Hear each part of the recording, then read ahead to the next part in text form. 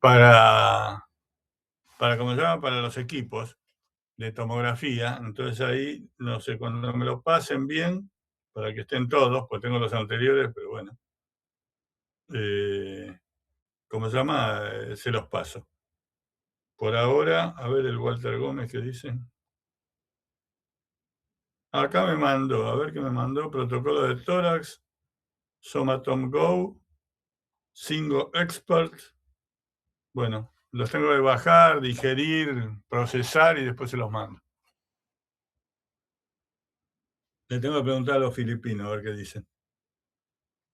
A ver, esperando admisión. ¿Y por qué no añadir persona? Ah, pero está bien, admitir un invitado.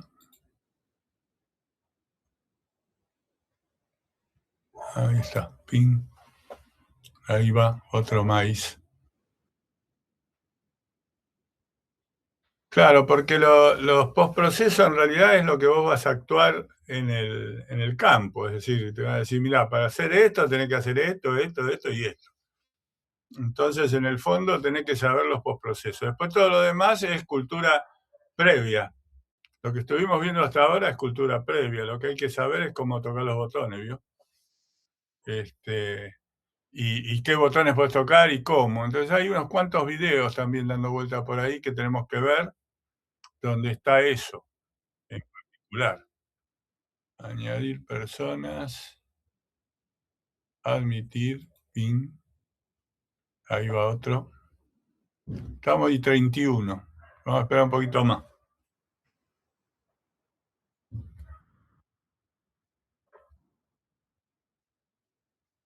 A ver.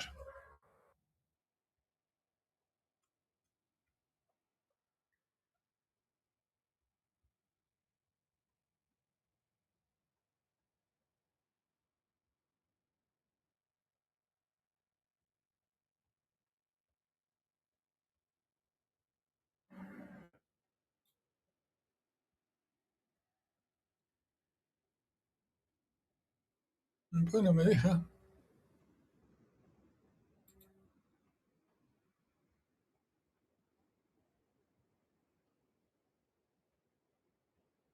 Admitir a 3 invitados. Si quiero admitir y no me dejas admitir.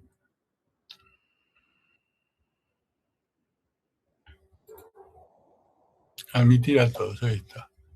Ping. Ahí hay como 15. Un montón. Esperamos un cachito más todavía. Vamos a esperar hasta ahí 35, a ver. Porque hay que ver de que ustedes, muchos están viajando. Por ahí llegan. Así que hay más, ¿ves?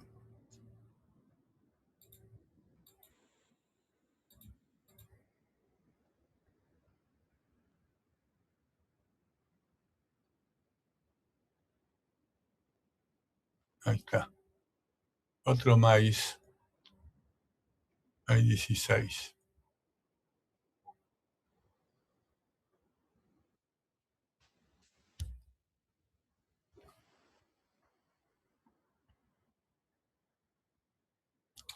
Bueno, les voy contando.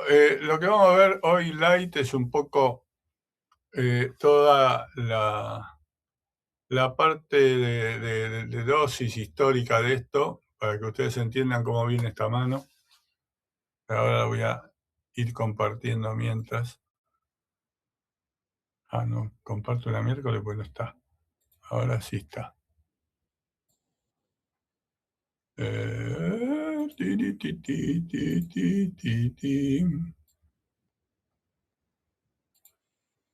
Ahí está. Ahora vamos a poner. Está. Sale. Libriten.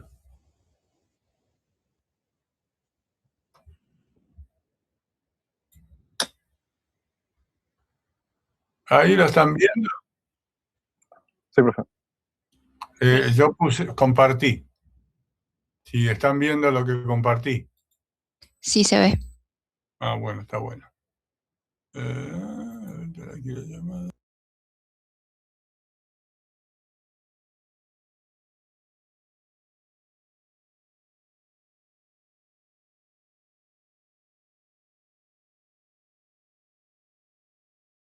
Y 35. Bueno, empezamos un poco esto si quieren, así terminamos rápido.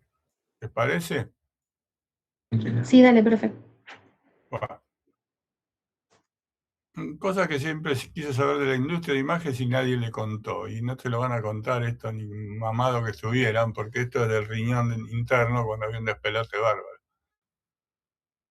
Breve historia desestructurada de la tomografía. Debemos situar el origen de la tomografía en Francia. Bueno, esto hay cosas que ustedes ya saben, ¿no?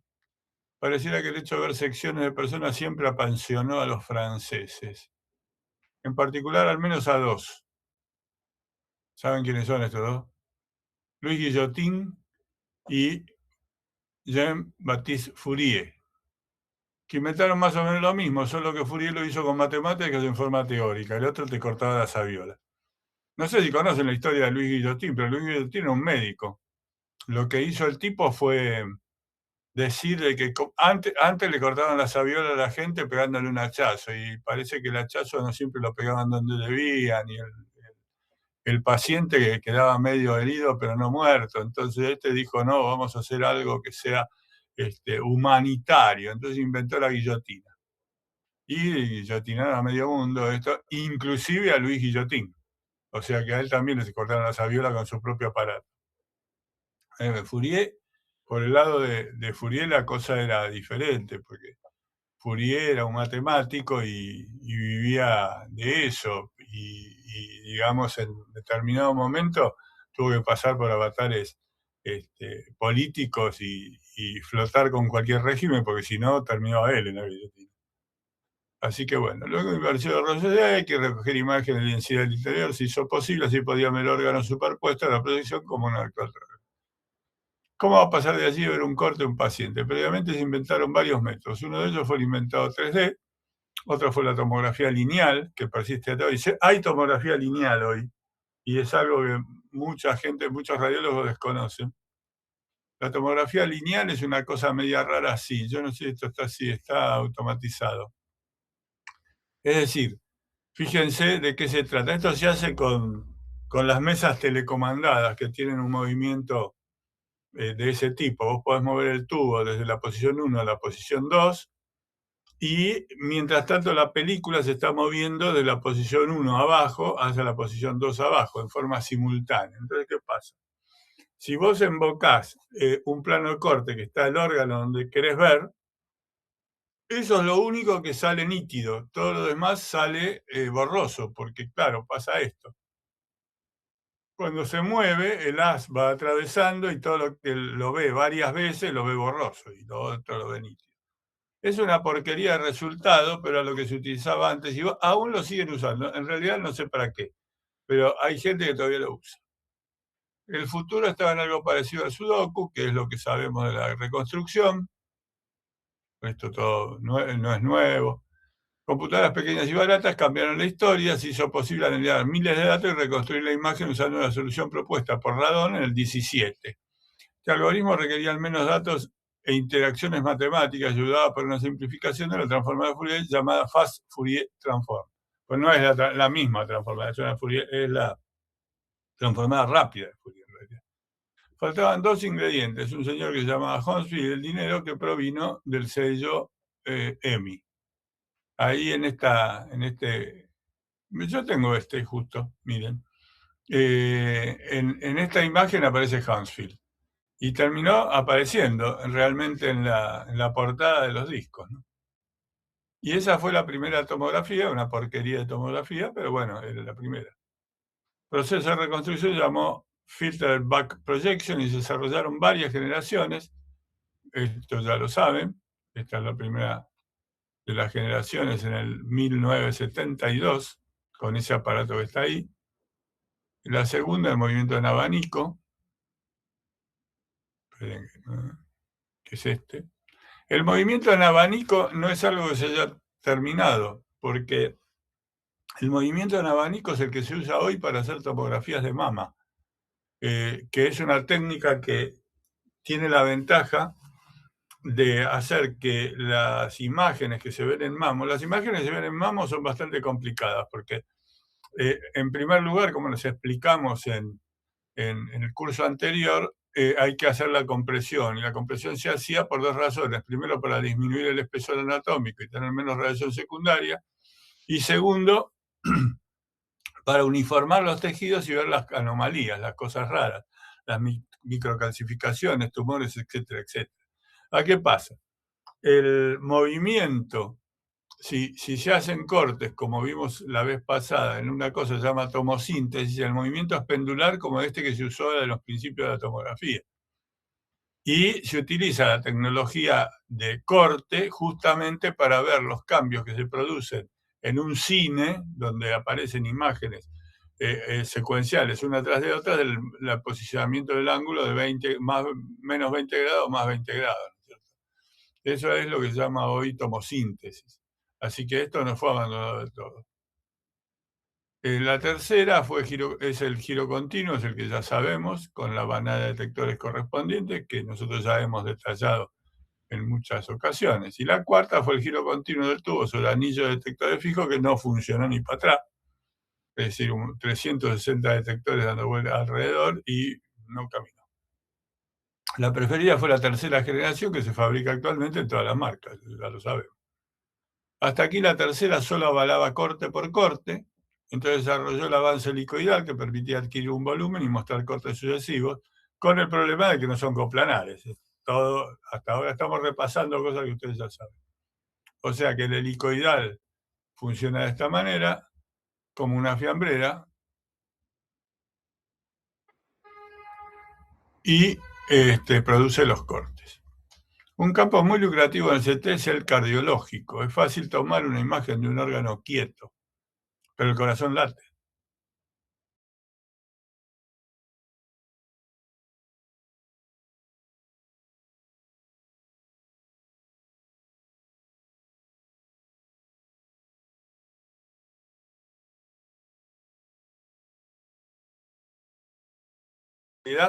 El bolo de contraste lo tenés que ver en el momento que está pasando por el órgano que vos querés ver, o el problema que querés rescatar y sacarlo en una imagen. En el caso cardíaco, vos lo que querés ver es el corazón en distintas partes de su secuencia de funcionamiento. Entonces, para eso tenés que hacer lo que se llama sincronismo.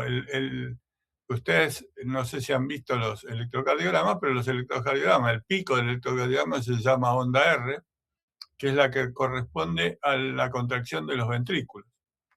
Entonces, muy usado en todo lo que es tomografía y resonancia magnética, los intervalos RR, porque eso te marcan la frecuencia cardíaca que estás teniendo.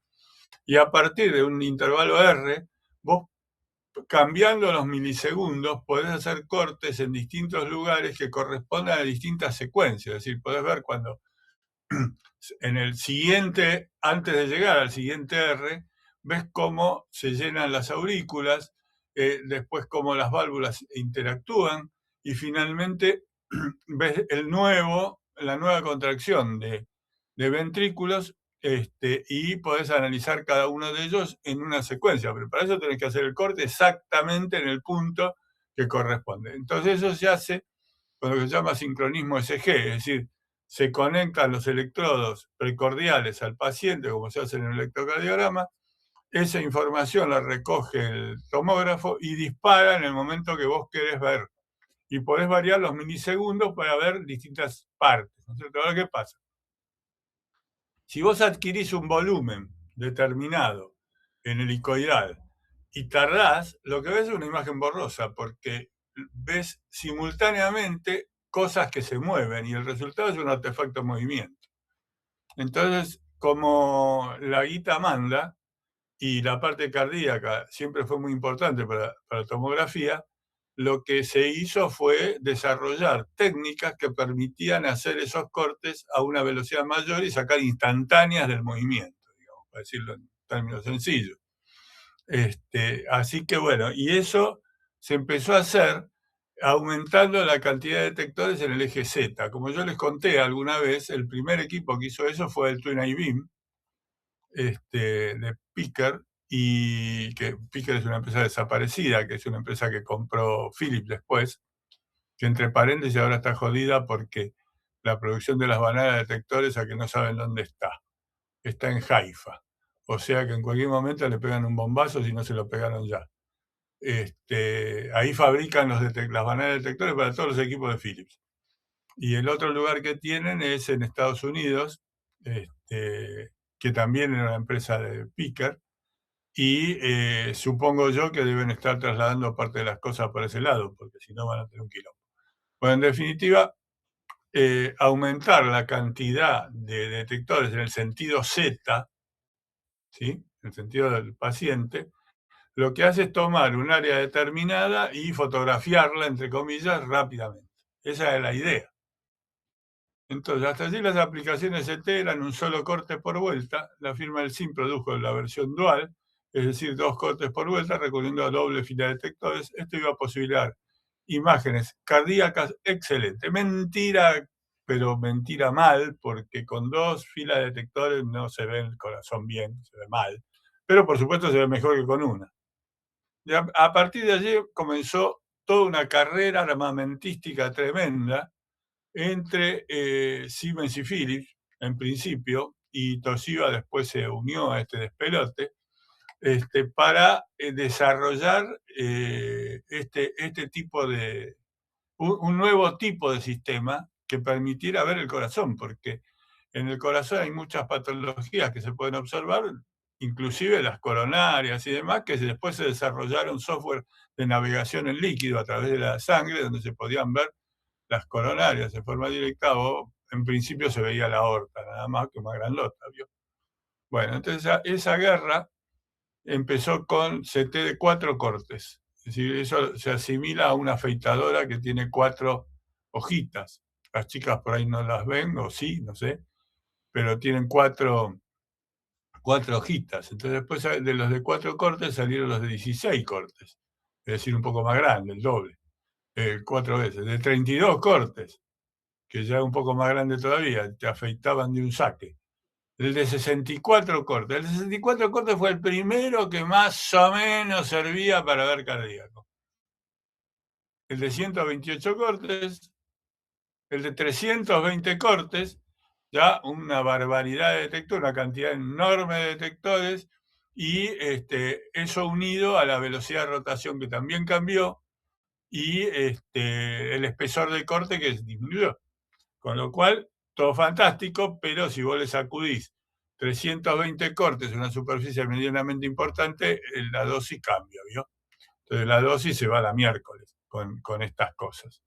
Después todo esto se terminó estabilizando, ¿no? Entonces empezaron con cortes menores, porque además necesitaban unas computadoras de gran 7 para manejar esto, porque en realidad estaban manejando mucha información, mucha más información que lo que manejaba el original de 2 cortes. Así que bueno, todo esto transcurrió en 4 o 5 años nada más.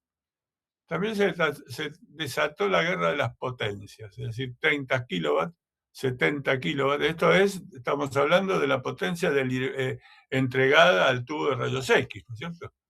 90 kilowatts, 120 kilowatts. O sea, ahí está representado con bombitas, pero claro, mucha potencia puesta en juego. Es decir, que no solamente aumentó la potencia de la computadora para resolver los datos, sino que también aumentó la potencia entregada al tubo de rayos X para generar una imagen viable, una imagen razonablemente buena. Eso, imagínense que potencia del tubo de rayos X, ¿qué implica? Dosis, sin duda. El resultado fue este. Ahí tiene el resultado. Es el primer quilombo que se arma. Yo les conté que el tomógrafo se puede usar, un tomógrafo helicoidal se puede usar en una posición determinada para ver cómo progresan desde los líquidos de contraste hasta líquidos especiales que se utilizan para ver absorción y funcionamiento del cerebro. Entonces, a esta señora le hicieron ese estudio, fue en una máquina de Toshiba, ahí dice, encontraron a 34, esto lo publica el diario, es decir, esta es una foto del diario, ¿no es cierto? Es un quilombo marca cañón porque las empresas vieron que la cosa se les complicaba. fíjense cómo le produjo toda una depilación en la cabeza. Ahí era donde estaba funcionando el corte. Aparecieron entonces 34 personas que dicen haber recibido, han tenido una radiación excesiva de CT en sistema de perfusión. Se refiere a perfusión porque se está refiriendo justamente a eso, a detectar que en un corte determinado las células estén o no activas. Y eso se hace con perfusión. Entonces, ¿cómo se llama? Es lo que le pasó a esta mujer. Claro, no aparecía nada cuando se hablaba de todo el organismo, pero cuando se empezó a hablar de una posición determinada, saltó a la vista que la cosa se estaba complicando.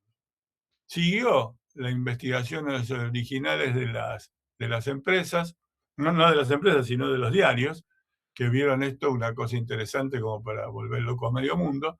Entonces, dosis asociadas con la tomografía computada están asociadas con la vida futura atribuible a riesgos de cáncer. Lo mismo pasó en la segunda de los artículos, y como ustedes ven, en el 2007 en Estados Unidos se armó un despelote importante porque toda la gente en ese momento empezó a decir, me hago una tomografía, no me hago una tomografía, porque ya la tomografía se había convertido en un paradigma del diagnóstico por imágenes. Es decir, como pasa hoy, a todo el mundo que va ahí, hagamos una tomografía, ¿viste? Y veamos qué pasa. Y sí, todo fantástico, pero la cosa era complicada. Más complicada todavía en personas de corta edad, porque tienen un futuro por delante de mucho tiempo, y eso permite desarrollar cáncer, ¿no es cierto? Tener más tiempo para desarrollar el cáncer que en casos comunes. En la actualidad la cosa cambió un poquito. Dice, Naciones Unidas investigó entre el 80 y el 2006 la suma de radiaciones médicas pasó de una incidencia del 18% al 48%. O sea, la cosa empezó a escalar a niveles ya no tanto a nivel público, sino ya a nivel de los especialistas. Porque esto del 18 al 48% no es un chiste. Entonces, los organismos internacionales que cuidan estas cosas, que son la IAEA, por ejemplo,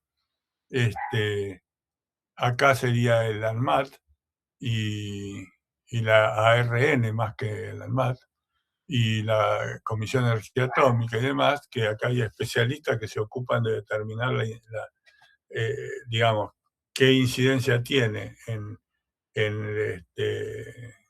a largo plazo en la población el aumento de estudios, ¿no? de este tipo de angios, que son muy fuertes. Entre ellas, ahí aparecía, en esa época, CT era la mayor responsable. Fíjense, el CT tenía el 35% y la seguía la angiografía, que ya es una bestia. Y esto me parece que esqueleto de abdomen y tracto y todo esto está más relacionado con pacientes muy frecuentes, porque acá no habla de la frecuencia que se hace en cada cosa, pero acá hay una doble componente. Una cosa es la radiación y otra cosa es la frecuencia con que se diagnostica o se hace el estudio para distintos pacientes. Acá hay una componente doble. La radiación que produce el producto en sí, el CT en sí, y que es muy diagnosticado. Lo mismo pasa en angio. En angio, como hay una enfermedad prevalente, es la cardíaca, entonces hay mucha gente que es sometida a angiografía. Hoy hablamos de los stents, cambios valvulares, toda esa cuestión. Y después de abdomen y de tracto gastrointestinal es un poco menos, pero ya el resto es menor. Fíjense que mamografía tiene, a pesar de que tiene una cantidad grande de personas, digamos, de mujeres que hacen estudios mamográficos, la dosis es muy baja. Nosotros hemos hablado de eso. Hemos hablado de las dosis que se usan los rayos X característicos, ¿se acuerdan? Era monocromático por esa razón, y después, como dije hace un ratito, la compresión y toda esa historia hace que se pueda hacer estudios en forma programada para mantener las poblaciones con cierto control.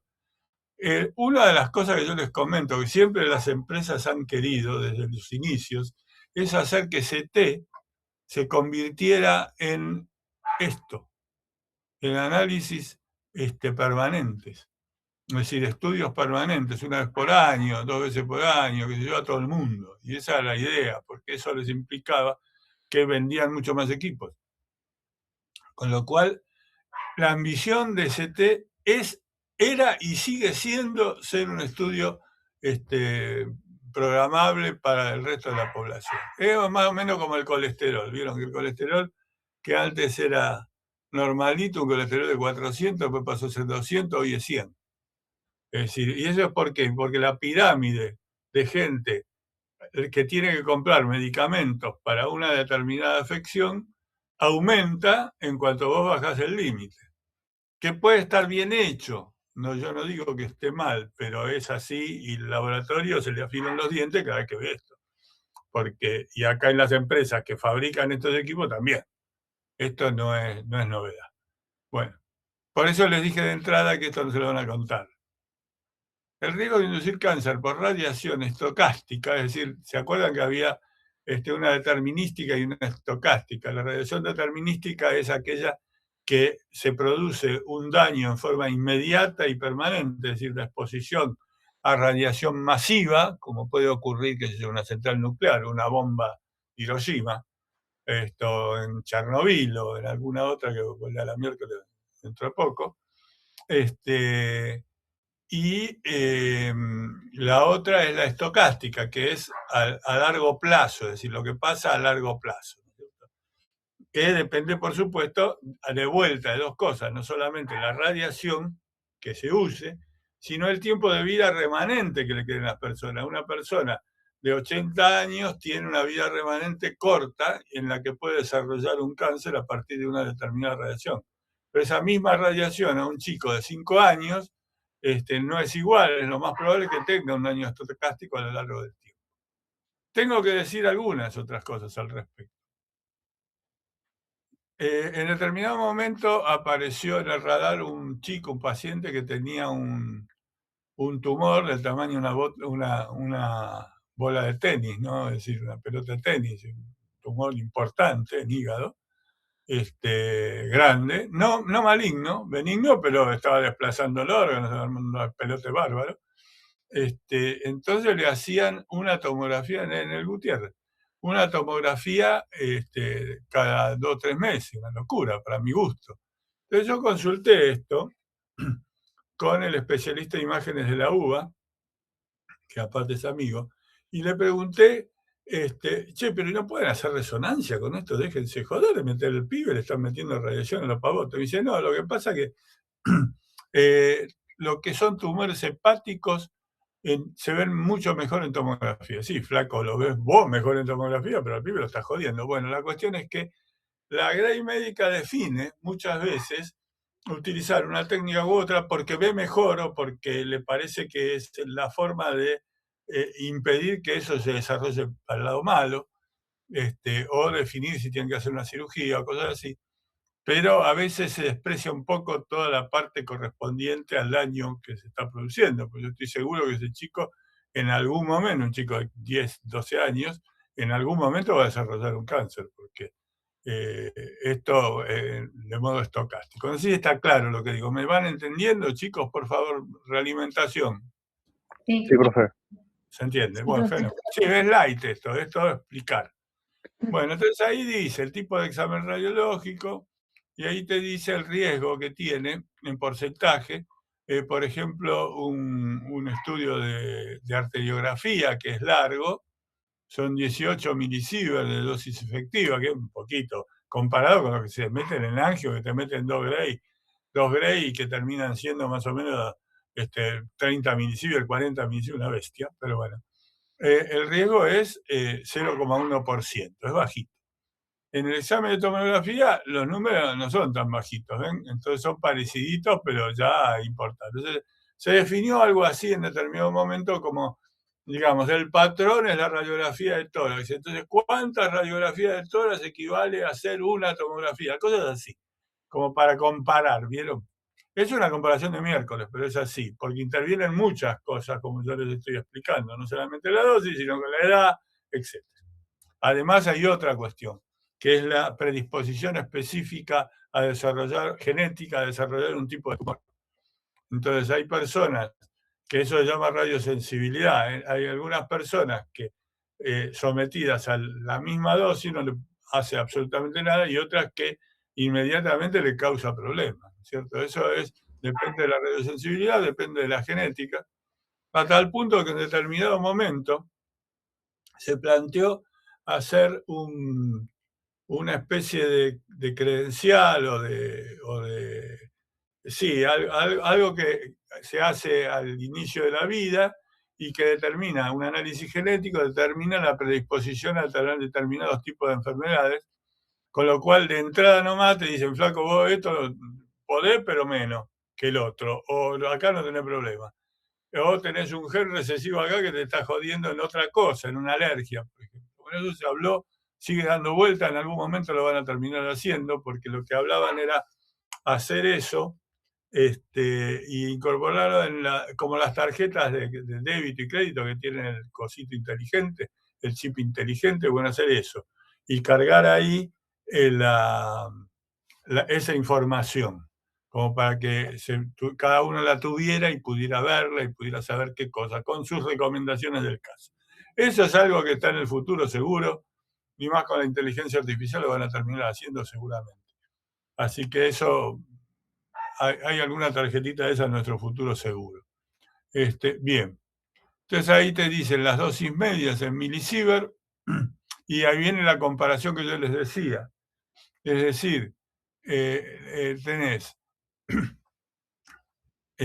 una radiografía de tórax es 1 milisievert, el número de radiografías es 1 y dura 3 días el efecto, ¿no es cierto? Pero hacer un torácico tiene una dosis media de 7 milisievert y el número de equivalentes tomográficos de radiográficos es de 350 y te dura 1000 y pico de días. Es decir, estamos hablando de las condiciones originales de los equipos de 64 cortes, una cosa así que estamos hablando al principio. Lo mismo con las demás, es decir, hay una relación, pero la relación en días, como ustedes ven, es muy alta. Es decir, ¿cuántos días te dura la cosa esta que tuviste que chupar? De todas maneras, los milisievert estos que aparecen acá siempre estuvieron en discusión, porque los milisievert no es fácil determinar la dosis. Vamos a tener una clase donde les vamos a explicar cómo se mide la dosis en tomografía, pero la medición de dosis no es tan fácil como hacerlo en algo estático. Vos podés hacerlo en algo estático, en un equipo de rayos, en un angio, pero en esto hay cortes, hay angulaciones, hay momentos en que hay radiación que está y que no debe estar. Es complicadito el asunto. Entonces, esa determinación por ahí está cortiniana, es cortita, por ahí es peor que esto. O mejor, pero bueno, es algo que estuvo en discusión no hace mucho y ahora se pusieron de acuerdo, hará unos años, unos 4 o 5 años, se pusieron de acuerdo en adoptar una de las fórmulas de determinación de dosis para comparar entre empresas. Más que otra cosa, ellos lo hacen para comparar entre una empresa y la otra, ¿no? Para decir, este terminó dosis, este tiene más dosis, y mirá qué bueno que soy. Pero por ahí viene la historia, no es para cuidar a nadie, como suele ocurrir. El principio Alara, que ya sabemos, tan bajo como sea racionalmente posible. Ahora me dijeron que esto está medio en baja, tengo que averiguar por qué. Es el viejo principio de la medicina que dicta atender lo más importante y que el eventual daño producido sea menor que el mal que se pretende curar, lo cual es muy lógico. Bien. Los ¿Cómo médicos... baja? ¿Eh? ¿Cómo que está en baja, Alara? Sí, no sé, me dijeron ayer eso, que hay nuevos sistemas, digamos, que en lugar de Alara que lo están reemplazando. Así que tengo que revisar IAE a ver qué me dicen. Voy a consultar y les cuento. Pero bueno, para nosotros está bien, es razonable lo que dice Alara, no es ninguna boludez. Se trata del viejo principio de la medicina que dicta atender lo más importante y que el eventual daño producido es el menor. Para mí está fenómeno. Pero bueno, algo hay ahí que están revisando. Esas son revisaciones que hace la IAE todos los años. Todos los años salen con algún invento raro. Así que le vamos a preguntar y vamos a averiguar. Cuando lo sepa les cuento. A ver, hay mucha gente que está relacionada, hay representantes de la IAE en Argentina que son argentinos y que están trabajando en esto, así que les voy a preguntar, ellos me comentaron, así que bueno, No llegué a saber por qué todavía. Bien, los médicos se asustaron, la prensa lo denunció, la gente se asustó, las autoridades se asustaron, el RESNA es el sistema de radiología norteamericanos, donde se hace una exposición anual en Chicago, en el McCormick Center, que es un lugar de exposiciones gigantesco, donde todas las empresas presentan sus nuevos logros, nuevos equipos, nuevas cosas, venden todo lo que pueden. Los médicos presentan sus papers de nuevos estudios y demás, y bueno, y todos ahí viven en Gran Holgorio viendo cosas en Chicago, ¿no? Pero básicamente es eso. En el RCA del 2012, la industria se asustó, porque dijeron, flaco, acá si esto aumenta a este nivel las dosis, que ni siquiera las tenemos definidas con exactitud, ¿cómo miércoles vamos a vender equipos? Vamos a dejar de vender equipos. ¿Quién iba a comprar estos equipos, no? Entonces ahí apareció la bandera blanca y empezaron a ver qué pasa. La Guerra Fría paró. Bien, un pequeño consejo. Nunca subestime el poder de marketing y la creatividad de las empresas. El ave fénix. La industria se reinventó.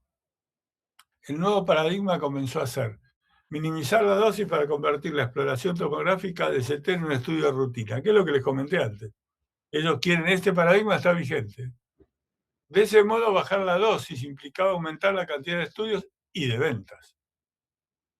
Pero ¿qué cosas manejan la dosis en CT? Mejores detectores necesitan menos radiación para dar respuesta, pero en plata. Es decir, esto es investigación pura. Es la investigación que se hace en todos los centros de investigación de detectores para lograr lo que yo siempre les explico de los detectores, que tienen que ser más radiosensibles, es decir, tienen que producir una respuesta eléctrica a dosis cada vez menores de radiación, pero además tienen que ser capaces de borrarla rápidamente para hacer inmediatamente otra exploración. Y además que los detectores en principio funcionan con el espectro completo de Bremsstrahlung. Es decir, hay radiaciones que son multicromáticas y no monocromáticas.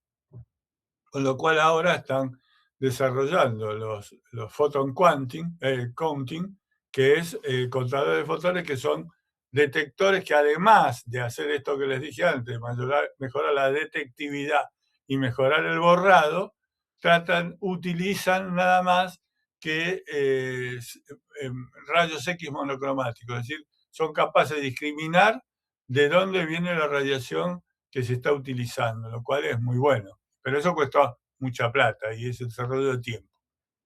Detectores que luego de excitados están dispuestos inmediatamente a recibir nueva información, maguita. El generador de rayos X, que al tener mejores detectores necesitan menos potencia radiante de las monstruosidades que se habían hecho. Ojo que eso era un elemento de marketing. A ver, el administrador se quería comprar un tomógrafo nuevo por alguna circunstancia, o los médicos lo presionaban porque quiero tener este equipo de 64 cortes, porque con eso vamos a poder ganar más plata, porque vamos a hacer estudios de cardíacos y vamos a poder estudios, se nos van a desaparecer los artefactos de movimiento y que y el que tenemos ya está viejito y la competencia nos pasa por arriba. Entonces, un argumento de venta de las empresas es comprarte el que más potencia tenga, hermano. Y te lo vendían. Es decir, si vos comprabas un equipo de 30 kVA, 30 kilowatts, y cuando en el mercado ya había de 70, vos eras un tarado. Entonces te vendían ese equipo, por supuesto más caro, que tenía más potencia y que te permitía hacer mayores cosas, todo relativamente teórico, como les acabo de explicar. Y pues les estoy explicando todo esto para que no hay que casarse con la tecnología de forma inmediata, porque la tecnología es buena en general, pero viene acompañada de un marketing pesado detrás, que hace vender cosas que por ahí no sirven para miércoles. Les doy un ejemplo. Por ejemplo, hace algún tiempo, basados en que la física de los tumores dice, la química de los tumores dice que tienen más contenido salino, Entonces alguien dijo, bueno, si tienen más contenido salino, entonces tienen más conductividad eléctrica, lo cual es cierto. Entonces vamos a hacer un equipo que sondee mamas para ver, detectar eléctricamente, vamos a inducir una corriente eléctrica baja, y donde haya mayor concentración de líneas de corriente es donde está el tumor. La idea está fantástica, está buena y se vendió. El tema es que después de años de desarrollo, eso detectaba fenómenos, pero solamente a 1 o 2 centímetros de la piel, con lo cual se iba para miércoles. Y todo el marketing que se había hecho y la gente que lo había comprado se lo tuvieron que perder en lugares donde no da el sol, ¿sí? Y como esto cada tanto aparecen cosas que son buenas y cosas que son malas. Por ejemplo, aparecieron hace algún tiempo, lo fabrican los italianos de Saotte, unos resonadores que sirven para extremidades inferiores, para rodillas y demás, pues son chiquititos. El gantry es un agujerito, es decir, la máquina es como un ecógrafo, y tienen un imán chiquitito, entonces pasa la pata por ahí y te hace unas imágenes bastante buenas. Bueno, vale más barato, te saca, la mayoría de los estudios son estudios de rodillas, hay muchos estudios de rodillas en resonancia, entonces te libera el equipo principal para que ganes más plata con el equipo principal, y que vale más baratito lo usás para todos los tipos que van jugando al fútbol cuando tienen más de 30 años y se rompen la gamba. Entonces, o la rodilla, o necesitan una resonancia. Ese sí funcionó y ese está andando bien, por ejemplo. Y hay otras cosas que son raras y que siempre se publicitan y aparecen, por eso hay que ser muy cuidadoso y ver qué pasa. Es como cuando aparece un auto nuevo, bien, que hay que saber qué resultado tiene en el mercado. Acá pasa algo parecido. Hay unos tipos que inventaron hace unos años unas cápsulas para tragártela, de un tamaño pequeñito, con 4 LED adentro que iluminaban y una cámara central, que vos te lo tragabas y te recorría todo el tracto hasta que salía por el otro lado, ¿vio? Y entonces iba filmando todo el tracto digestivo y te daba las imágenes del tracto digestivo. Y los tipos nunca supieron por qué la cámara esa iba para adelante, es decir, no filmaba para atrás, la cápsula se ponía para adelante, nunca supieron por qué. Bueno, la cuestión es que eso estuvo en vigencia, se publicitó un montón de tiempo y se hicieron recursos de eso porque iban a eliminar las endoscopías y las colonoscopías. Bueno, no eliminaron una mierda. Todavía siguen teniendo. Entonces siguieron avanzando. Ese equipo no creo que se venda ya, pero el marketing que tuvo en su momento era monstruoso. Así que bueno, eso hay que cuidarse. Volvemos. No explorar el cuerpo del paciente con igual de radiación siempre, eso se basa en lo que yo les dije ayer en la clase. Dependiendo del espesor del paciente, de la zona que se está viendo, la dosis cambia. Entonces eso lo vamos a ver en detalle un poco más adelante. Pero todo esto no fue suficiente. La industria necesitaba una meta y el público necesitaba una solución. En primer lugar, ¿las compañías aéreas le comentaron alguna vez que en un vuelo transatlántico usted recibe radiación? Entre 0,11 milisieverts y 0,5 milisieverts o más, dependiendo de la duración del viaje, la altura y la actividad solar, entre una radiografía de cráneos y una de abdomen. Es decir, cuando vos tomás un avión, te chupás parte de la radiación que estás recibiendo. Esto es, a veces, los de IAEA dicen que es bastante tendencioso porque la estructura de aluminio de los aviones absorbe gran parte, lo sabemos porque nosotros usamos filtros de aluminio, ¿no es cierto? Pero que en definitiva, si es un año de actividad solar intensa, puede ocurrir, y que los aviones cada vez vuelan un poquito más alto para tener más resistencia al aire y que eso cuantas cosas más. O sea, más o menos un 20% de la dosis efectiva anual. O sea que la dosis que vos te chupás en el piso es menor que la que te chupás viajando de un lado para el otro. Con suerte, menos de 10 horas de viaje, ni le cuento con tormenta solar. O sea, adjuntando el casco de mi esposa antes de abordar a Europa. Es decir, tenías que ser un poco menos, que te estaban diciendo, mirá que lo que habitualmente vos hacés no es tan livianito, ¿vio? Es decir, también tienen su problema. Y nosotros que fabricamos tomógrafos tan malos no somos, porque en el fondo se hace solamente para la gente que tiene algún problema. En cambio, vos no tenés ningún problema, viajás y tenés un quilombo. Fíjate vos que nadie te lo había contado. Bien, ahora en serio. ¿No sería una buena meta hacer un estudio de corazón y publicitarlo acercándose a ese límite? Es decir, diciendo, yo te hago el estudio de corazón a menos de lo que vos te vas a chupar en un viaje. ¿No sería un excelente argumento de marketing para eliminar el temor? Para hacerse una CT de corazón debía demandar al menos 1 milisievert y sin el riesgo de accidente aéreo.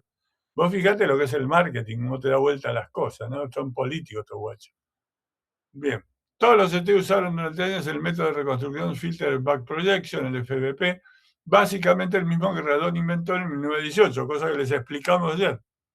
La calidad de una imagen digital depende fundamentalmente del ruido que actúa parecido al velado de la imagen. En realidad, ustedes se acuerdan que nosotros hablamos siempre de relación señal-ruido, es decir, la relación que hay. Cuanto más señal tenés y el mismo ruido, que generalmente es fijo, tenés mejor imagen. Si la dosis baja, teniendo el mismo ruido, la relación señal-ruido se empeora y la imagen se empeora. No solamente hay una relación de relación señal-ruido, hay una relacionada que es la relación contraste-ruido, que es otra que no nos explicamos jamás, pero que está relacionada y es fácil de entender que pasa exactamente lo mismo. En tomografía, uno de los puntos importantes es el contraste, entonces la relación contraste-ruido pasa a ser una cosa importante. Les explicó Jorge ayer justamente las razones, la volvió a repetir, porque yo lo había explicado antes, las razones por qué el número de Hounsfield sirve para aumentar el contraste, en tomografía con respecto a radiografía. Bueno, acá pasa algo parecido. La calidad de imagen digital depende fundamentalmente del ruido y actúa parecido al velado de la imagen. El principal defecto del método es que el ruido sigue una ley siguiente. El ruido es la raíz inversa de la dosis. Es decir, depende de la cantidad de rayos X, depende de los miliamperes por segundo y obviamente depende entonces de la dosis. Es aproximadamente así la relación. Entonces, acá la cosa es así. A medida que yo aumento la dosis, baja el ruido. Y no hay vuelta. Y eso está ligado directamente en los métodos reconstructivos de la tomografía. Esto significa que para reducir el ruido a la mitad tengo que cuadruplicar la dosis, porque la ecuación era esta, ¿ven? ¿Estamos de acuerdo? ¿Ahí se entendió esto? Hola. Sí, profe. Sí, profe. Bueno, vamos bien, ¿no? Vamos, espérame. Esto significa, para reducir el ruido, la dosis a la mitad se debe cuadruplicar la dosis. En la práctica diaria, esto significa, en términos sencillos, que si desea mejor calidad de imagen, debe aumentarse la dosis. Por esta razón, la mejor forma de reducir la dosis en forma significativa debe ser cambiar el método de Radon por otro algoritmo. Para reducir significativamente la dosis hay que modificar el algoritmo de reconstrucción de imágenes eliminando su relación con el ruido.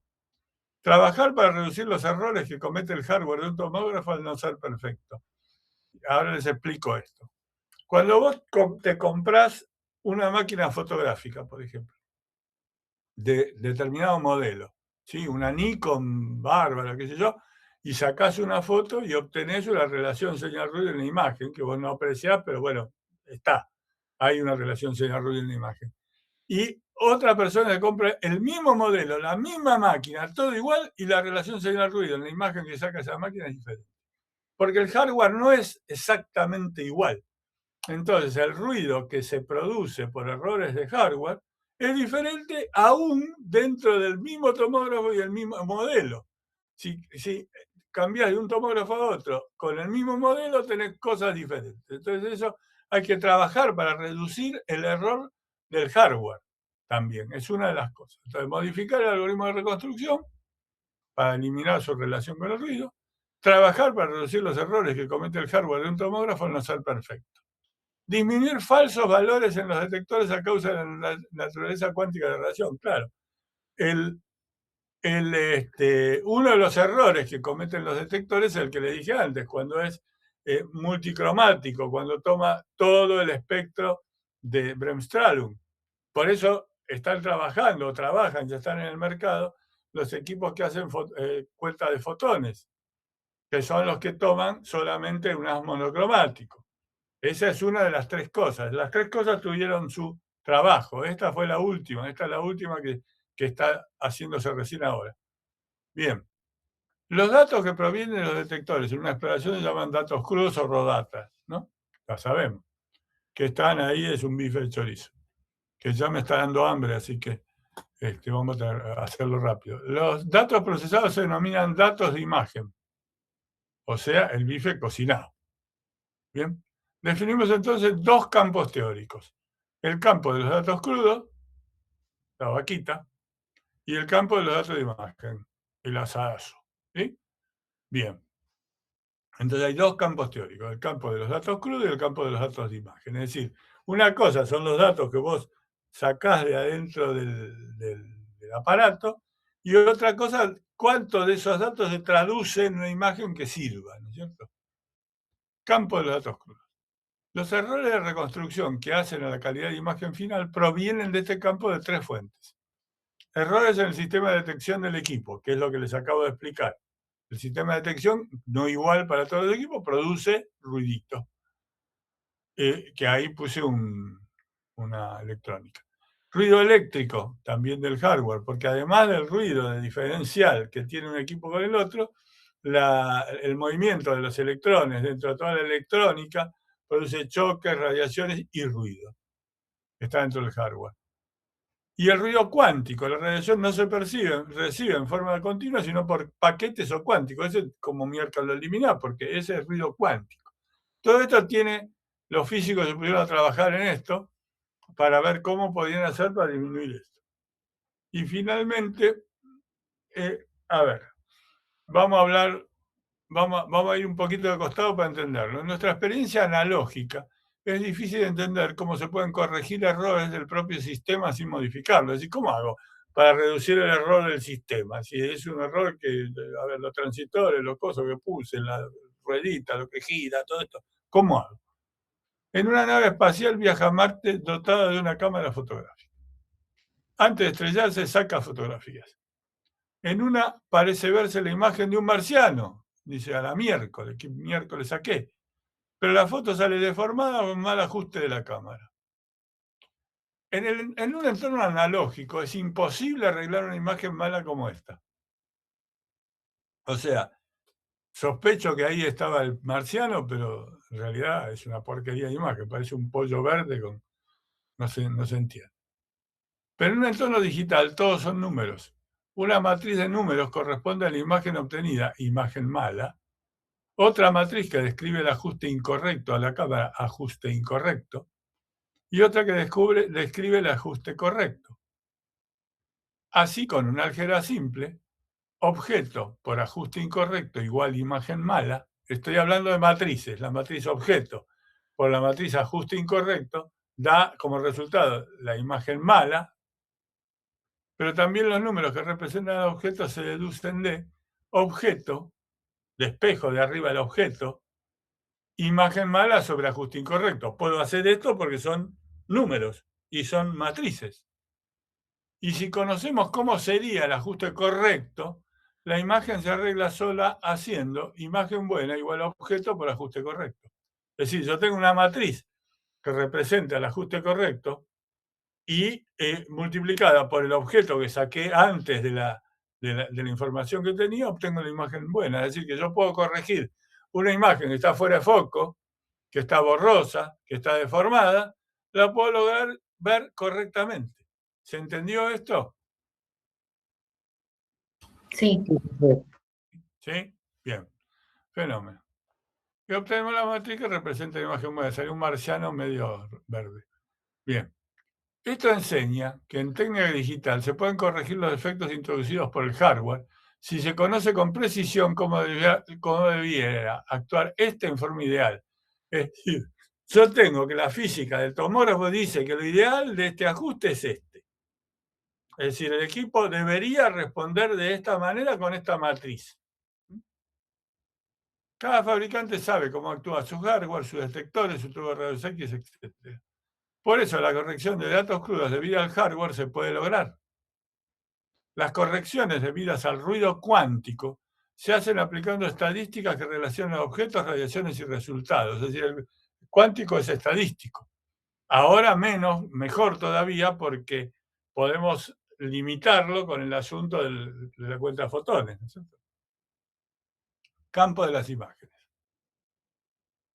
Tomo al paciente y lo reconstruyo con el sistema convencional y obtengo la imagen 1. Agarro la imagen 1 y la pongo en lugar del paciente y lo vuelvo a reconstruir, pero lo vuelvo a reconstruir con el sistema digital correcto. Hago la diferencia entre 1 y 2 y obtengo una imagen de errores. ¿Se entendió esto? O sea, usa una imagen como base, como debería ser, y la compara con la que sacaste. Más o menos, es decir, primero hago una reconstrucción convencional comunarda, que es la 1. Y después, usando esa imagen, con el método ese que les dije antes de ver al marciano, como tengo matrices y sé lo que debería ocurrir, de la imagen 1 saco lo que es el objeto, la matriz del objeto. Y con la matriz del objeto lo reconstruyo con los datos, con el sistema ideal que debería tener ese tomógrafo y obtengo la 2. ¿Se entendió ahora la idea? La diferencia que hay entre la 1 y la 2 es que la 1 es una imagen que se reconstruyó con el método Radon y la 2 es una imagen hipotética sacada en base a un objeto hipotético que el equipo detectó simplemente por hacer el cociente de matrices. ¿Está? Sí. Voy para atrás si quieren. Miren. Fíjense acá. Vos tenés objeto por ajuste. Esto es una cámara fotográfica nomás. Pero puede ser lo mismo en el tomógrafo. Objeto por ajuste incorrecto. ¿Por qué? ¿Cuál es el ajuste incorrecto en una cámara? Y que está fuera de foco. Es decir, que ajustaste mal la posición del foco. Entonces las lentes están puestas de una manera que no logran, al ser multiplicadas por el objeto, logran una imagen buena, logran una imagen mala porque está fuera de foco. Porque el ajuste es incorrecto. ¿Sí? Lo mismo en un tomógrafo. Si vos tenés siempre el ajuste en un tomógrafo, físicamente es incorrecto por el hardware. El hardware no es correcto, tiene defectos, físicamente tiene defectos. Entonces, el resultado es una imagen, entre comillas, mala. ¿Sí? Es la imagen que saco. Pero resulta que después digo, bueno, a ver, ¿y cuál sería la matriz del objeto en base a esa imagen? Entonces despejo de esta cuenta, porque de acá, ¿qué tengo? Y si yo tengo el ajuste incorrecto, sé cuál es el ajuste incorrecto, y sé cuál es la imagen mala, hago el cociente y saco cuánto vale el objeto, teóricamente, hablando, ¿sí? Hago el cociente de matrices. Y obtengo la imagen buena sabiendo cuál es el ajuste correcto, que lo investigué antes y sé que de todos los equipos que tengo, el ajuste correcto debiera ser este. Es decir, en la cámara debiera ser el ajuste correcto de posición de las distancias entre los distintos lentes que forman el objetivo para lograr el resultado que quiero. Y entonces la imagen es buena. Y acá lo que se hace es exactamente eso. Voy al campo de las imágenes. Pongo al paciente y obtengo una imagen mala. ¿Por qué? Y porque es incorrecto, porque el equipo lo reconstruye mal, digamos.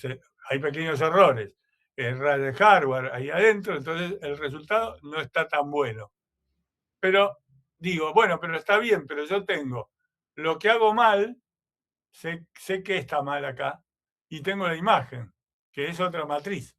Entonces hago la vuelta al revés y lo que termino sacando es lo que debería ocurrir al multiplicar ese objeto por la reconstrucción que sería teóricamente correcta.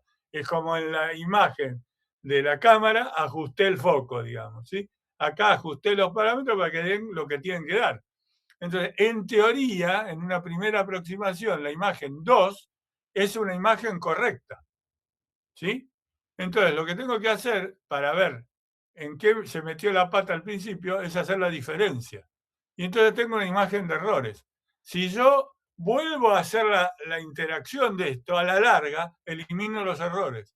¿Se entendió? Es difícil, pero ¿se entendió más o menos la idea? Sí. ¿Sí? ¿Todos más o menos sí? Bien. Sí, profe. Vamos. Sucesivas interacciones convergentes dan origen a una imagen con ruido muy disminuido.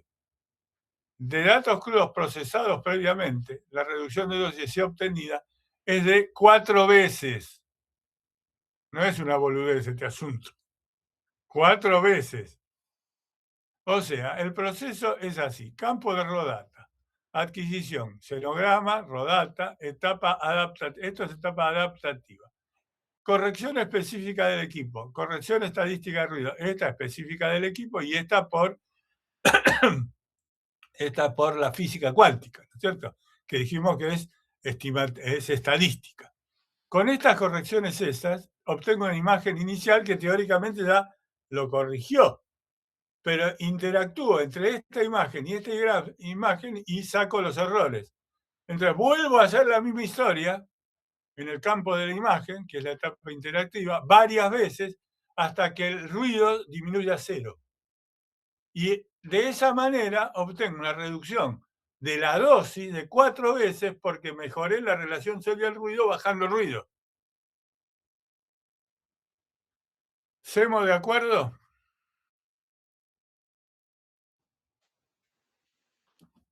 ¿Sí o no? Sí. Sí. Más o menos se entiende. Si hay dudas, me preguntan. Bien.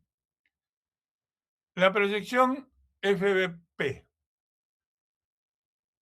a esa imagen, tomografía interactiva adaptativa, pasa de los datos crudos al campo de las imágenes, haciendo esto. Es lo mismo que les expliqué, pero en una ruedita.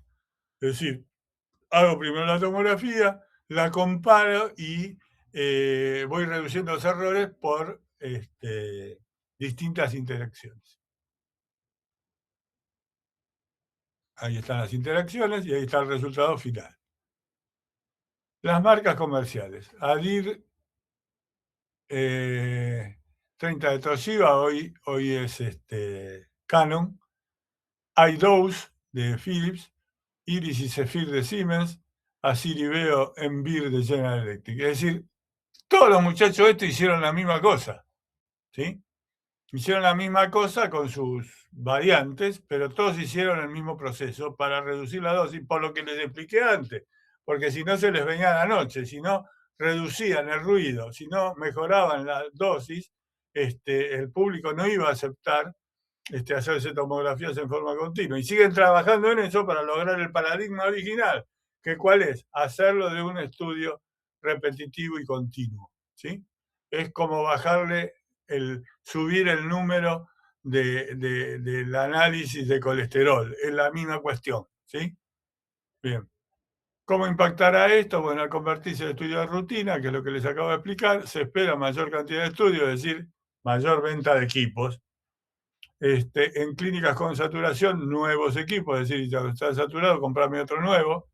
Y mayor workflow, que implica diseño, más cuidado de la preparación y post del paciente, tanto en circulación como en más salas. Hablando de esto, de preparación y post, yo les voy a preparar algo con respecto a post, que les decía al principio, no sé si estaban todos, con respecto a que ya he preguntado todos los software nuevos que hay de postproceso para mostrarles esto sirve para esto sirve para aquello, esto sirve para lo más allá, y después vamos a ver si les puedo pasar algún video de cómo se hace en un equipo comercial esta historia. Pero lo que a mí me interesa saber y escuchar, por favor, el comentario de ustedes si se entendió lo de qué es la tomografía reconstructiva interactiva. Sí, profe. ¿Se entendió? ¿Sí? Más o menos se entendió la idea. Bueno, ¿cómo lo ven eso en las pantallas de los equipos? Los equipos siguen teniendo el método convencional, helicoidal de FBP, y el método de reconstructiva interactiva. Y ese método tiene, o tuvo inicialmente, diría yo, algunos inconvenientes. Los especialistas decían que la imagen que se obtenía con esos equipos era buena, bárbara, pero que era plástica. ¿Qué miércoles quiere decir plástica? No sé. Pero es algo que no es normal, que no es la imagen que ellos estaban acostumbrados a ver. Entonces, hicieron una serie de algoritmos para hacer que la imagen fuera menos plástica. Hoy por hoy las imágenes son buenísimas, se ve prácticamente igual que con la dosis máxima. No obstante, hay puristas de la imagen, hay médicos puristas de la imagen que dicen, no, vamos a darle con tutti, y siguen haciendo dosis máxima, hasta que en algún momento determinado, con inteligencia artificial de por medio, se lo borren de los software. Pero mientras tanto siguen existiendo, así que no se asombren que alguien siga usando el FBP, aún en casos en que podría utilizar interactiva reconstructiva, teniéndolo como software agregado. ¿Por qué? La interactiva, como se llama, tomografía interactiva reconstructiva, son los software que yo les dije antes. Es decir, no es que cambiaste el equipo, agarras el equipo, que por supuesto es de los más nuevitos, porque los viejos no dieron ni pelota, y los adapta o le agrega una variante por ahí que te aparece en la pantalla donde dice quiere reducir la dosis o quiere hacerlo con baja dosis o distintos nombres diferentes, que son los que les dije antes, que son estos, ADIR, IDOS, IRIS, SAFIR, y ahora hay nuevos, ASIR y VEO. Es decir, les va a aparecer eso.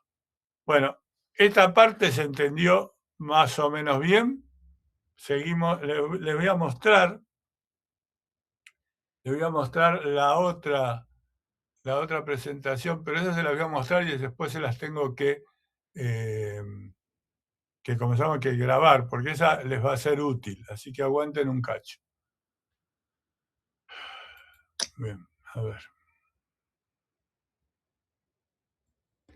Bueno, a ver. Artefactos en las imágenes. Por acá. Bien. Se las voy a mostrar para que tengan idea de lo que vamos a ver.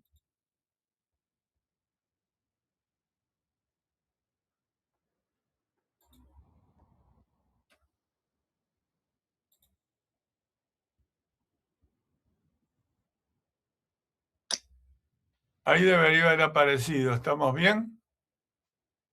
Sí, se ve. Sí, se ve, profe. Vamos.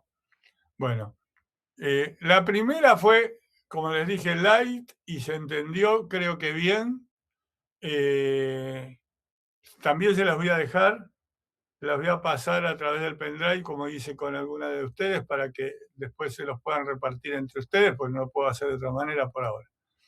Esta es solamente para que miren cómo está armada, porque al final te da consejos de cómo evitarlos, los artefactos.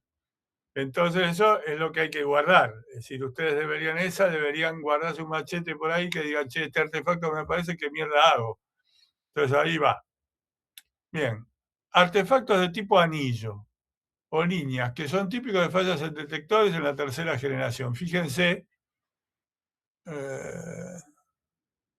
ahí se ve el puntito este verde que tengo ahí dando vuelta.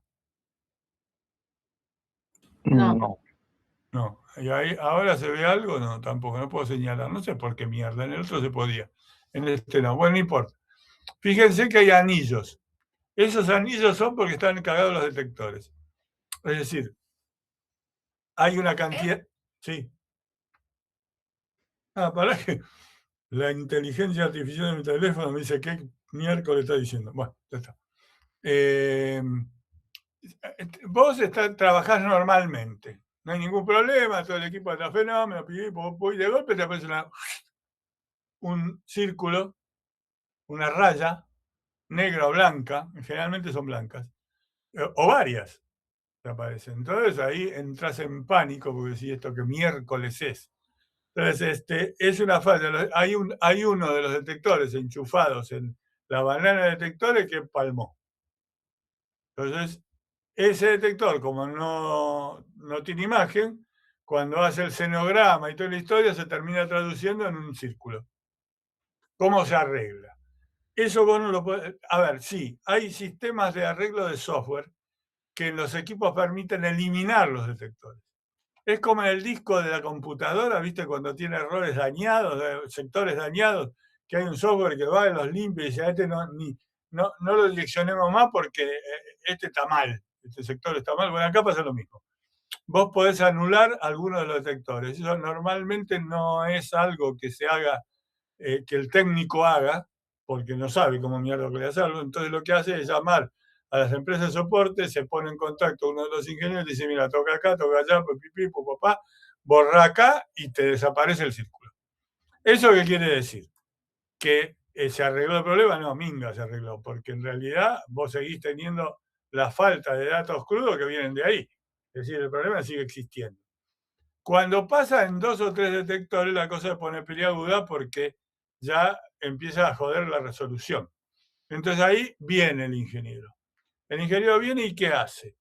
Dice, bueno, a ver, te puedo cambiar los detectores, que valen un huevo inventar el otro, si no los dos, y puedo hacer lo siguiente, como en realidad vos de toda la banana de detectores, los que están en los extremos prácticamente no los usás, voy a sacar algunos de los extremos, los voy a poner en lugar de este que no anda, y al de que no anda le voy a poner los extremos. Y desaparece el problema y son todos felices, el administrador, vos, el médico, todo el mundo, está todo fantástico.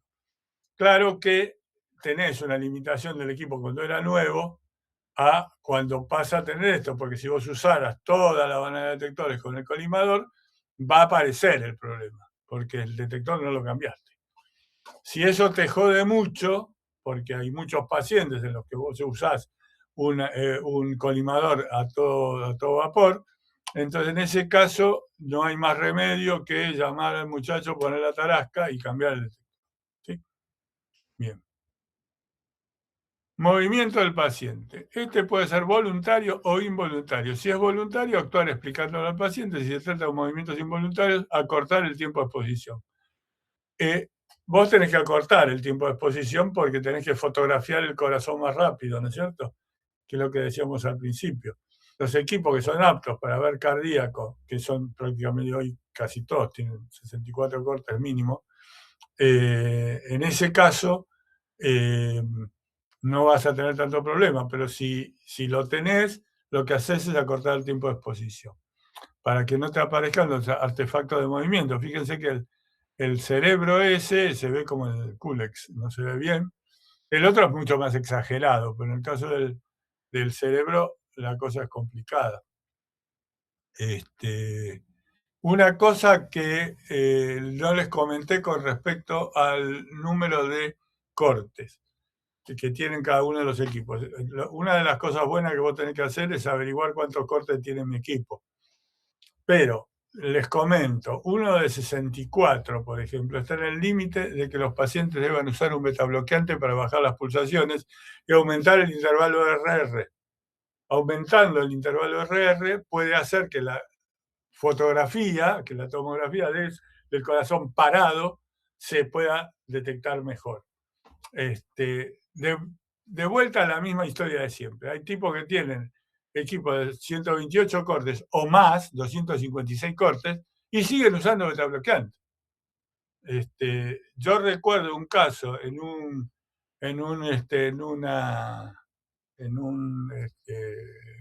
¿cómo se llama? Sanatorio de la comunidad suiza, que no le voy a decir quién es, pero ya se imaginan, que se compraron porque el capo Totale, un famósico que aparece en los diarios cada tanto, se quiso comprar un equipo que fabricaba Siemens y que fabrica todavía, para estudios coronarios complejos, una bestia peluda, no sé cuántos miles de cortes, una monstruosidad con unas computadoras amputescas, que era tan terrible que vos veías que pasaba el paciente se movía en la camilla y automáticamente te aparecía la imagen completa. Una bestia. Le trajimos una especialista de aplicaciones desde Londres, que era la que utilizaba eso con mayor asiduidad. Estuvo un mes explicándole a los médicos cómo se usaba el equipo para no usar ningún betabloqueante. Porque uno de los problemas es los que tienen arritmias paroxísticas, por ejemplo. ¿Cómo lo ves? Por más betabloqueante que le metas. Entonces, con ese equipo, vos veías al tipo que el corazón le daba 1000 por hora, lo veías igual. Y la chica inglesa les explicó cómo hacerlo y cómo no inyectar y cómo hacer esto. Yo después me ocupé de averiguar, a los 2 meses o 3 meses, le dije, hablé con el médico. Che, ¿y qué estás? ¿No usás más beta bloqueador? No, nosotros usamos lo mismo. O sea, hay cosas que en esta profesión son complicadas, ¿vieron? Bien. Beam hardening. Creo que esto lo mencionamos, es el endurecimiento del haz.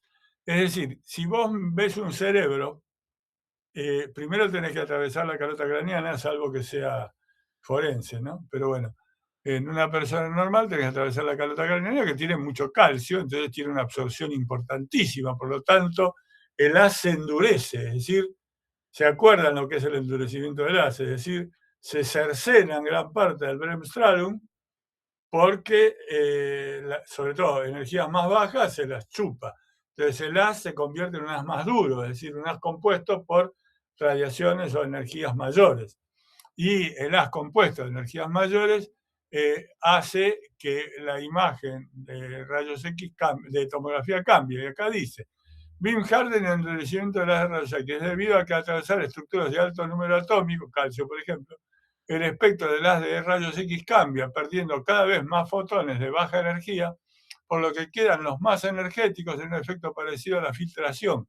Como la densidad depende de la conformación del espectro, estructuras óseas importantes hacen que varíe la respuesta de las partes blandas cercanas y el efecto es la aparición de líneas blandas obscuras, que son estas líneas que aparecen ahí, ven las líneas que aparecen en todo el dibujito. ¿Mm?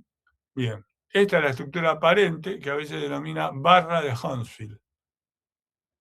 Rayas blandas y gruesas y oscuras en las estructuras. Existen software especiales de corrección.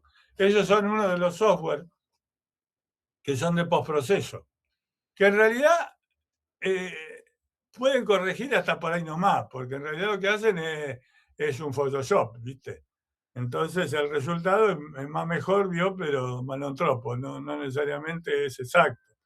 Hoy con el photon counting sí se puede hacer, porque el photon counting te resuelve esa cosa genuinamente en los datos crudos. El caso de endurecimiento del haz se puede intentar subir, para mejorarlo, se puede intentar subir los kilovolts, disminuir el espesor de corte o incrementar la filtración. Para este caso, los CT suelen estar equipados con un filtro llamado Bowie o Monio. Es un filtro especial para eso, que es un postproceso.